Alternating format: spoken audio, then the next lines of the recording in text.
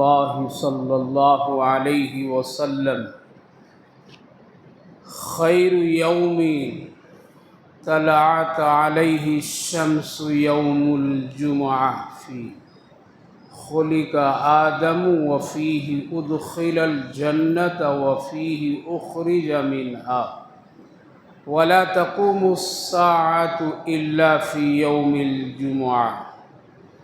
حضرت ابو ہریرہ رضی اللہ عنہ روایت کرتے ہیں کہ جناب نبی اکرم صلی اللہ علیہ وسلم نے ارشاد فرمایا، ان دنوں میں سے جن میں آفتاب طلوع ہوتا ہے سب سے بہترین دن جمعہ کا دن ہے۔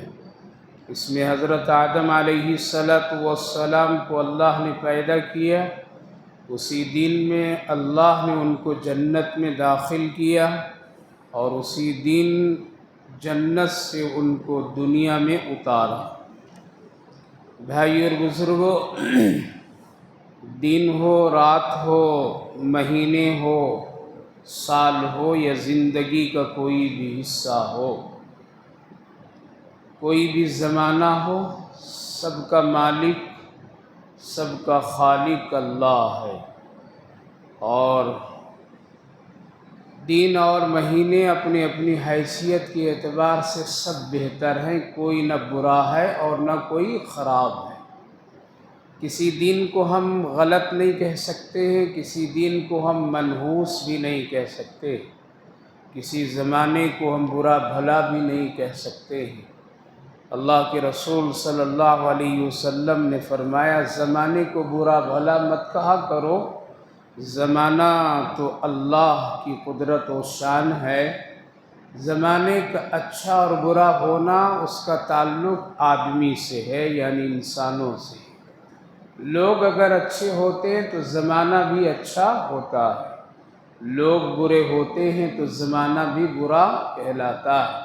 یعنی ہمارے اور آپ کے اعمال کی بنیاد پر دن اور رات اور زمانے اچھے اور برے بنتے ہیں، لیکن کچھ ایسے دن اور کچھ ایسے مہینے، کچھ ایسے سال، کچھ دن کی ایسی گھڑیاں اللہ رب العالمین نے بنایا ہے جو بہت محبوب بھی ہے اور مقبول بھی ہے، برکت بھی ہے۔ جیسے دنوں میں سب سے بہترین دن جمعہ کا دن ہے، مہینوں میں سب سے بہترین دن جو ہے وہ رمضان المبارک کا مہینہ قرار ہے، سالوں میں سب سے بہترین سال کا مہینہ محرم الحرام قرار دیا گیا ہے۔ رات کی گھڑیوں میں اور وقت میں سب سے بہترین گھڑی اور وقت، برکت، مقبولیت کا تہجد کا وقت بتایا گیا ہے، لہذا مختلف اس کی تشریحات ہیں۔ جمعہ کا دن اس امت کے لیے بہترین دن کہلاتا ہے۔ نبی اکرم صلی اللہ علیہ وسلم نے جیسا حدیث پاک میں ارشاد فرمایا کہ جمعہ کا دن جو سورج طلوع ہوتا ہے تو سب سے بہترین دین کے لیے طلوع ہوتا ہے۔ اللہ تعالیٰ نے اسی دن، جمعہ کے دن، حضرت آدم علیہ السلام کو پیدا کیا، جنت میں داخل فرمایا اور جنت سے پھر دنیا میں اتارا، اور سینکڑوں ایسے اس کی فضیلتیں ہیں۔ اللہ کے رسول صلی اللہ علیہ وسلم جمعے کے دن کا خود بھی اہتمام فرماتے تھے، اور صحابہ کرام رضوان اللہ عنہم اجمعین بھی اس کا اہتمام فرماتے تھے۔ جمعہ کے دن میں 2 رکعت اور 2 خطبہ ہم سب پر فرض قرار دیا گیا ہے۔ اس کی ادائیگی کے لیے اللہ تعالیٰ نے بندوں پر سہولت بھی فرمائی، یعنی جمعہ فرض کیا تو ظہر کی نماز کو ساقط فرما دیا تاکہ میری عبادت میں تم کو مشقت نہ ہو۔ اسی لیے جو لوگ جمعہ کی نماز پڑھتے ہیں ان پر ظہر کی نماز نہیں ہوتی ہے۔ اگر کسی عذر کی بنیاد پر کوئی آدمی اگر جمعہ کا نماز چھوڑ دے تو پھر اس کے لیے حکم ہے کہ وہ ظہر کی نماز ادا کرے اور قضا کرے۔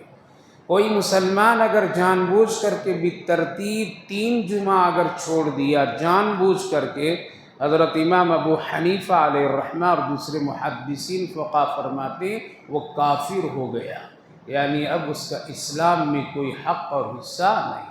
ہاں کوئی عذر اگر ہے تو اس کے لیے گنجائش ہے، لہذا جمعہ کا دن بہت ہی اہتمام کرنے کا دن ہے، اور اس میں یہ خاص عبادت 2 رکعت نماز اور عربی خطبہ کا سننا یہ فرض کے درجے، واجب کے درجے میں ہے۔ صحابہ کرام نے رضوان اللہ عنہم اجمعین جمعہ کا دن خوب اہتمام فرماتے تھے۔ آپ سبھی حضرات جمعہ کے دن فجر کی نماز ہی میں جمعہ کی تیاری کے لیے مسجد آ جایا کرتے تھے۔ فجر کی نماز ربی اکرم صلی اللہ علیہ وسلم کے پیچھے پڑھتے اور وہیں کے وہیں ٹھہر جاتے، اشراق بھی پڑھتے، چاس بھی پڑھتے، ضرورت کے لیے وضو وغیرہ کے لیے جانا آنا کر لیتے، کچھ کھانا پینا ہے تو ٹھیک، نہیں تو جمعہ تک اپنے آپ کو دنیاوی ضروریات سے روک دیتے تھے اور مسجد میں قیام کرتے تھے۔ اسی لیے نبی کے زمانے میں جمعہ کا دن صرف ایک ہی اذان خطبے کے ہوا کرتا تھا، دوسرا اذان نہیں دیا جاتا تھا، جیسے آج 2 اذانیں جمعہ کے لیے کہا جاتا ہے، پکارا جاتا ہے، ایک خطبے کے لیے اور خطبہ سے پہلے ہی۔ نبی کے زمانے میں ایک ہی اذان ہوتی تھی۔ حضرت سیدنا صدیق اکبر رضی اللہ عنہ کے زمانے میں بھی ایک ہی اذان خطبے کی ہوتی تھی۔ حضرت عمر رضی اللہ عنہ کے زمانے میں بھی ایک ہی اذان خطبے کے وقت ہوتی تھی، 2 نہیں ہوا کرتی تھی۔ زمانہ جب بڑھا، لوگ بڑھے، بازار تجارتیں بڑھنے لگی، لوگوں کا مدینے میں جانا آنا کثرت سے ہونے لگا، تو حضرت عثمان غنی رضی اللہ عنہ کے دور میں تھوڑی سی سستی اور کاہلی نظر آئی، لہذا آپ نے خطبے کی اذان سے پہلے ایک اذان آپ نے دلایا تاکہ لوگوں کو یہ معلوم ہو جائے کہ جمعہ کا وقت ہو گیا ہے، اب اس کی تیاری کرو، کاروبار بند کرو، چھوڑ دو، سب جمعہ کے لیے چلو۔ اس لیے ایک اذان کا اضافہ کیا گیا، اور یہ اضافہ حضرت عثمان غنی رضی اللہ عنہ کے دور خلافت میں ہوا۔ اس سے یہ بات پتہ چلا کہ جو چیز نبی کے زمانے میں نہیں کی گئی ہے لیکن صحابہ نے کیا تو امت کو اس کا کرنے کا بھی حکم ہے اور عمل کرنے کا حکم ہے۔ صحابہ کا یہ عمل ہے ایک اذان، لہذا جو لوگ کہتے ہیں ہم صحابہ کی بات نہیں مانیں گے وہ گمراہ ہو جاتے ہیں، بھٹک جاتے ہیں۔ اگر ہے اتنی ہمت تو آج جمعہ کی اس اذان کو کوئی روک کر کے دیکھے، نہیں روک سکتا ہے، اس لیے اس وقت سے لے کر کے آج تک کے 2 اذانیں دی جاتی ہیں۔ یہ ایک اذان کا اضافہ صرف اسی لیے کیا گیا تاکہ کسی کا نماز جمعہ نہ چھوٹے، کسی کا عربی خطبہ نہ چھوٹے، اس کی تیاری اور اس کے اہتمام میں کوئی کوتاہی نہ ہو۔ قرآن کریم کی آیت کریمہ کے روشنی میں اللہ نے فرمایا ہے خود کہ جب اذان ہو جائے تو تم اپنی تجارت کاروبار بند کر دو، بلکہ نماز جمعہ کی تیاری کرو۔ علماء فقہ لکھتے ہیں اذان ہونے کے بعد اگر کوئی تجارت کرتا ہے تو یہ تجارت کرنا جائز نہیں ہے، نہ خریدنا جائز ہے نہ بیچنا جائز ہے۔ اگر کوئی یہ عمل کرتا ہے تو گویا کہ ناجائز کام کرتا ہے، اس کو بچنا چاہیے۔ جمعہ کا دن بہت ہی اہتمام کرنے کا نبی نے حکم دیا۔ آپ نے فرمایا غسل کیا کرو، کپڑے اچھا اور عمدہ خاص جمعہ کے لیے تیار کرو الگ سے۔ لہذا سلف صالحین بزرگان دین پہلے کے لوگ اہتمام کرتے تھے اور جمعہ کے لیے خاص لباس بنایا کرتے تھے جو صرف جمعہ ہی میں استعمال کرتے تھے۔ آپ صلی اللہ علیہ وسلم جمعہ کے دن ایک خاص عمامہ باندھا کرتے تھے اور بہت ہی اس کا اہتمام فرمایا کرتے، آپ خوشبو لگایا کرتے تھے، اس کا اہتمام کرتے تھے، آپ مسواک کا استعمال کرتے تھے، آپ اپنے ناخنوں کو کاٹتے تھے، یہ ساری چیزیں۔ لہذا عمامہ کا باندھنا اس بات کی دلیل ہے کہ اللہ کے رسول صلی اللہ علیہ وسلم کھلے ہوئے سر نماز کبھی بھی نہیں پڑھتے تھے۔ لہذا آج تو آدمی کھلا ہوا سر نماز پڑھنا پتہ نہیں کیوں اس کو اتنا اچھا لگتا ہے، یہ ایک معیوب ہے، نماز کی شان اور اس کی زینت کے خلاف ہے۔ اللہ کے رسول خود اہتمام فرمایا کرتے تھے اور اپنے سر پر عمامہ باندھا کرتے تھے۔ لہذا جمعہ کے دن کے لیے خاص اہتمام کرنا یہ امت کی شان اور اس کی پہچان ہے۔ نماز جمعہ کے لیے اسی لیے حکم دیا گیا تم جامع مسجد میں پڑھا کرو، تاکہ وہاں پورے مسلمانوں کی ایک اجتماع کثرت سے ہو، اور پھر وہاں کی کثرت کی بنیاد پر تمہاری تعداد اور طاقت دوسروں کی نظر میں دکھائی دے۔ اب تو گلی گلی میں مسجدیں، چھوٹی چھوٹی مسجدوں میں نماز جمعہ، کمپلیکس میں نماز جمعہ، کہاں کہاں ہم نے اب عبادت اپنی سہولت کے مطابق کرتے ہیں، شریعت اور سنت کے مطابق نہیں کرتے ہیں۔ لہذا پہلے کے دور میں 5 وقت کی مسجدیں الگ ہوتی تھی 5 نمازوں کے لیے، اور جمعہ کے لیے صرف ایک ہی مسجد ہوا کرتی تھی جہاں لوگ اہتمام سے جاتے تھے۔ اسی لیے اس وقت سے دور صحابہ سے لے کر کے آج تک جمعہ کے دن چھٹی منائی جاتی، اسلامی معاشرے میں، اسلامی تہذیب میں، اسلامی طریقے میں۔ آج بھی مدارس دینیہ میں جمعہ کے دن چھٹی منایا جاتا ہے تاکہ لوگ جمعہ کی نماز کے اہتمام اور جمعے کے دن کے احترام میں کسی طرح کوئی کمی محسوس نہ کرے۔ اسی لیے آقا کریم صلی اللہ علیہ وسلم نے ارشاد فرمایا، جمعہ کے دن نفل روزہ مردوں کو رکھنا جائز نہیں ہے۔ اللہ اکبر! کتنا اس سے اندازہ لگائیے جمعہ کا کیا مقام ہے۔ یعنی عام دنوں میں یا کبھی بھی نفل روزہ جمعہ کا دن ایک مرد کے لیے رکھنا جائز نہیں ہے، عورتوں کے لیے گنجائش ہے، اس لیے اس کے لیے جمعہ اس پر فرض نہیں ہے۔ مرد کے اس لیے روکا گیا کہ اگر تم نفل روزہ رکھو گے ہو سکتا ہے سستی، کاہلی ہو، اور پھر نماز جمعہ کے لیے جانے آنے میں تجھے تکلیف اور ادا کرنے میں مشکل ہو جائے۔ جمعہ کی نماز فرض ہے اور نفل روزہ نفل ہے۔ فرض کی ادائیگی کے خاطر، نفل کی ادائیگی کے خاطر فرض کو کم کرنا یہ مناسب نہیں ہے۔ اسی لیے ہمیشہ یہی طریقہ رہا ہے۔ اسی لیے اس ملک میں بھی پہلے پہل میں یہی ہوتا تھا کہ جمعہ کی نماز پڑھنے کے لیے لوگ دور و دراز سے آیا کرتے تھے، ایک مسجد میں جمع ہوتے تھے، اس کی ایک شان ہوا کرتی تھی، دشمنوں پر ایک روب ہوتا تھا۔ جمعہ ایک بہترین اجتماع ہے مسلمانوں کے لیے، اور یوں کہہ لیجیے ایک میڈیا ایسی ہے کہ اگر اس کا اہتمام کیا جائے، قسم خدا کی اجتماع کرنے کے لیے کروڑوں لاکھوں لوگ خرچ کرتے ہیں، جلسے جلوس کرنے کے لیے کتنے پیسے خرچ کر دیتے ہیں، لیکن جمعہ ہم کو اجتماع اللہ کے رسول نے ایسا دیا، اس میں کوئی پیسے کے خرچ نہیں ہے، بغیر بلائے لوگ پاک صاف باوضو ہو کر کے مسجد میں جمع ہو جاتے ہیں، اور ایک پیغام اگر دنیا میں بھیجنا چاہے تو ایک مسلمان پوری دنیا میں جمعہ کے خطبے کے ذریعے سے پیغام بھیج سکتا ہے۔ یہ بہترین انتظام ہے۔ اسی لیے پہلے دور میں لوگ ایک جگہ نماز جمعہ پڑھا کرتے تھے، اجتماع ہوا کرتا تھا، دور دور سے لوگ آتے تھے۔ ہمارے ملک میں دلی جامع مسجد بہت مشہور و معروف مسجد ہے، بڑی وسیع اور عریض مسجد ہے، بادشاہوں کی بنائی ہوئی مسجد ہے، لہذا کم سے کم 12 کلومیٹر کی دوری سے مسلمان وہاں جمعہ کی نماز پڑھنے کے لیے آیا کرتے تھے۔ صبح فجر سے تیاری ہوتی تھی، بیل گاڑیوں میں آتے تھے، کوئی پیدل آتے تھے، کوئی کچھ آتے تھے، ایسا لگتا تھا کہ کوئی بہت بڑا اجتماع ہے مسلمانوں کو خوشی کے ساتھ، اور اس کے لیے بڑا اہتمام خطیب حضرات، ائمہ حضرات کرتے تھے اور لوگوں کو خوبصورت پیغام دیا کرتے تھے۔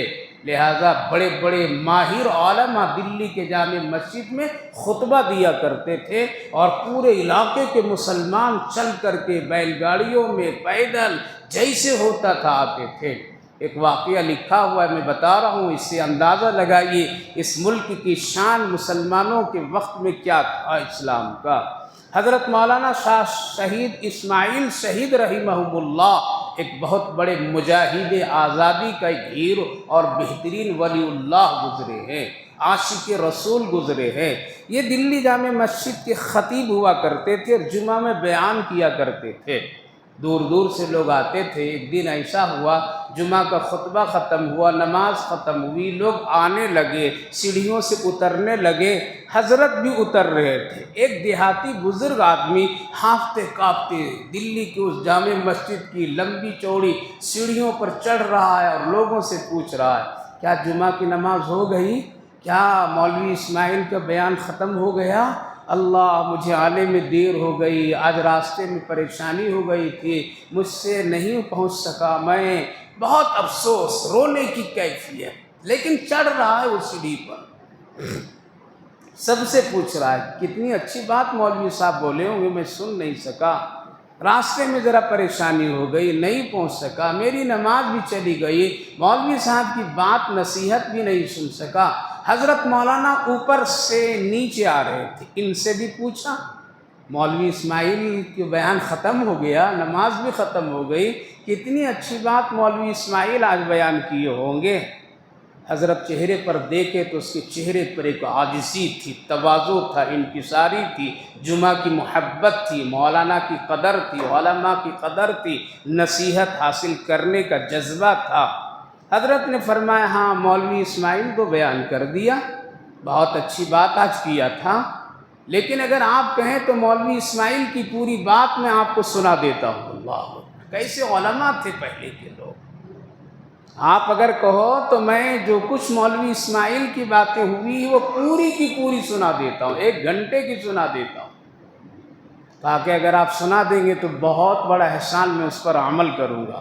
آپ نے فرمایا نیچے سیڑھی پر بیٹھو، میں اوپر بیٹھتا ہوں، جیسے ایک خطیب اوپر بیٹھتا ہے اور سننے والا سامعین نیچے بیٹھتا ہے۔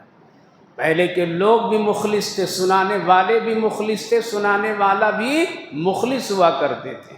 اب تو 10-15 منٹ زیادہ لے لیں گے تو 5-20 مرتبہ گھڑی پر نظر ہماری اور آپ کی جاتی ہے۔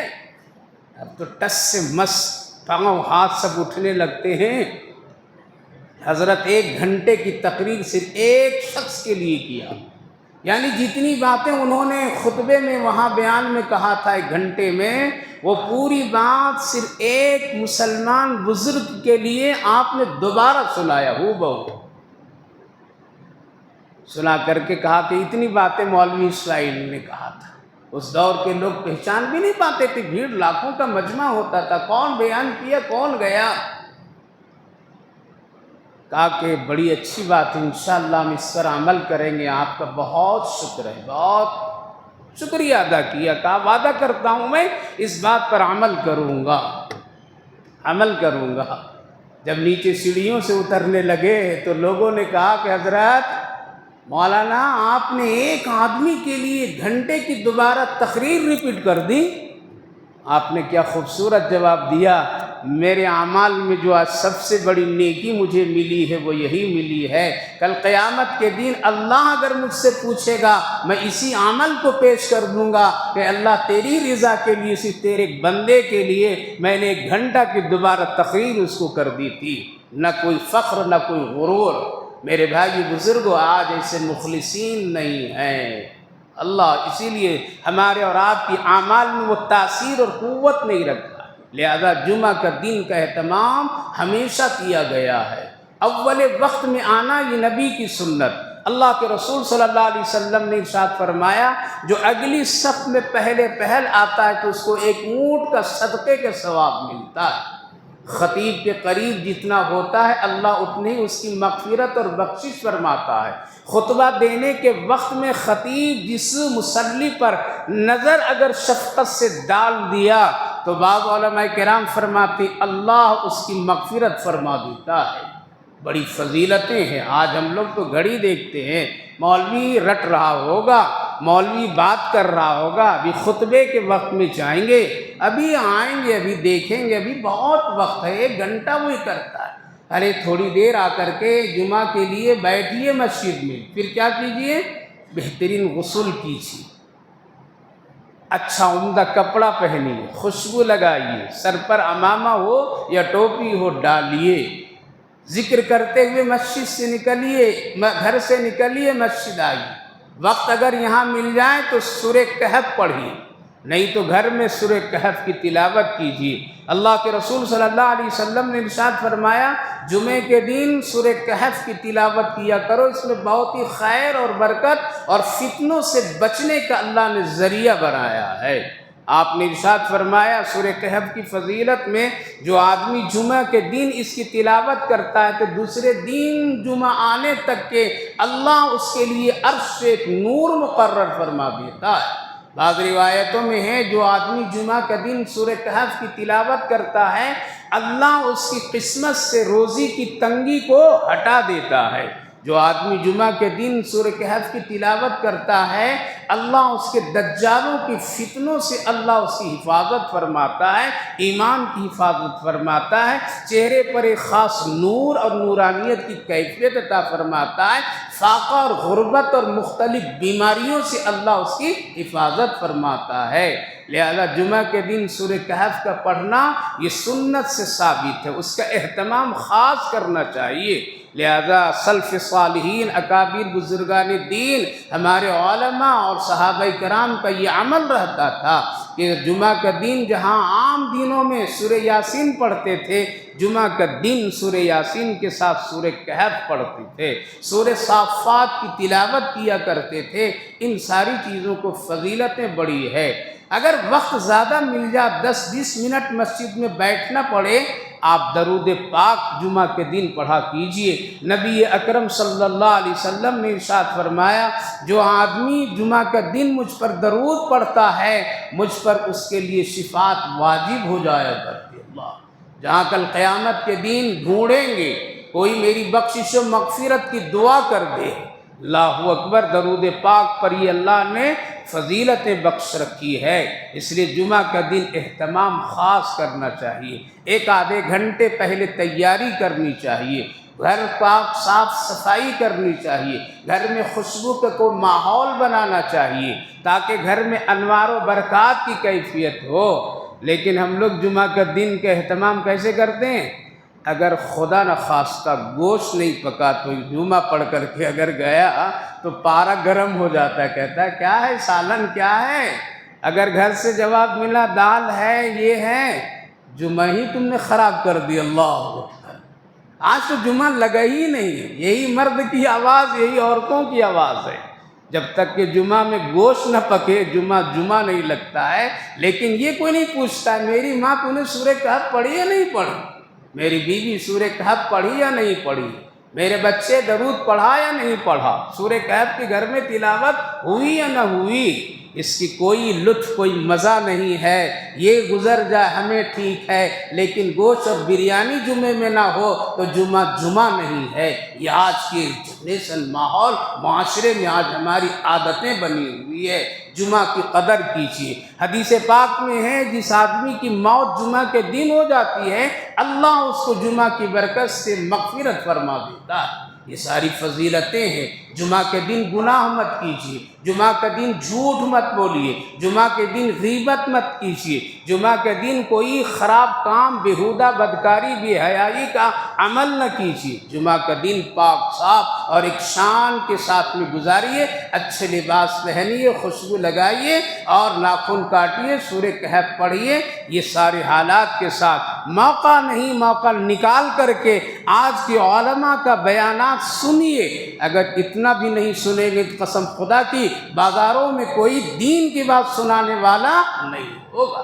اور زمانہ حالات اتنے کروٹ لے رہے ہیں میرے بھائی بزرگوں، آج غنیمت ہے، قدر کر لیجئے، ورنہ ایک موقع آئے گا کہ سننا چاہیں گے کوئی سنانے والا نہیں ہوگا، پڑھنا چاہیں گے پڑھانے والا کوئی نہیں ہوگا، بغیر نماز جنازہ پڑھائے ہوئے لوگ دفن کر دیں گے۔ حالات ناقدری پر اللہ ایسا بھی بنا دیتا ہے۔ اس لیے جمعہ کی قدر کیجیے، جمعہ کا اہتمام کیجیے، گھروں میں بھی مسجدوں میں بھی ہر جگہ بھی اس کا اہتمام ضروری ہے۔ اللہ آپ کو بھی توفیق دے، ہمیں بھی توفیق عطا فرمائے۔ اللہم صلی علی سیدنا نبینا حبیبنا مولانا محمد وبارک وسلم علیہ۔ ربنا آتنا فی الدنیا حسنۃ وفی الآخرۃ حسنۃ وقنا عذاب النار۔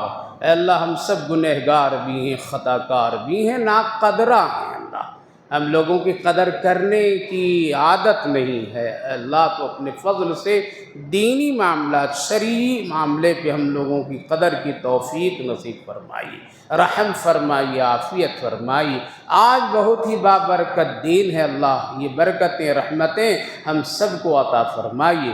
جمعہ کی قدر کرنے کی توفیق نصیب فرمائیے۔ سورہ کہف پڑھنے کی عادتیں بنا دیجیے، درود پاک کثرت سے پڑھنے کی اے اللہ ہم سبوں میں شوق اور ذوق اور محبتیں عطا فرما دیجیے یا ارحم الراحمین۔ ایک ایک چھوٹی چھوٹی سنتوں پر عملی زندگی عطا فرمائے، خیر فرمائیے، رحم فرمائیے اے اللہ۔ رمضان مبارک کی برکت سے جمعہ کی برکتیں اور عطا فرمائیے اے اللہ۔ تمام بھائیوں بزرگوں کی حاجات و تقاضے کو جمعہ کی برکتوں سے پوری فرمائیے۔ ربنا تقبل منا انک انت السمیع العلیم وتب علینا انک انت التواب الرحیم وصلی اللہ علی النبی وعلی آلہ وسلم۔ سبحان ربک رب العزت عما یصفون وسلام علی المرسلین والحمد للہ رب العالمین۔